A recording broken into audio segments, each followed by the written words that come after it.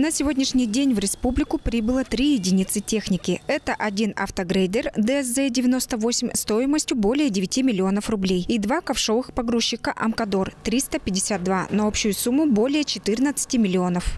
Данная техника будет использоваться для ликвидации несанкционированных свалок по республике Тыва, а также для вывоза твердых коммунальных отходов. Поступающая техника на первых порах будет находиться на балансе Министерства жилищно-коммунального хозяйства. Потом ее передадут в подведомственное унитарное предприятие «Транспортный сервис и проект», которое, в свою очередь, по заявкам будет направлять технику по кожунам республики. Еще будут самосвалы, также специализированная техника КАМАЗы, тягачи с прицепами, тралами.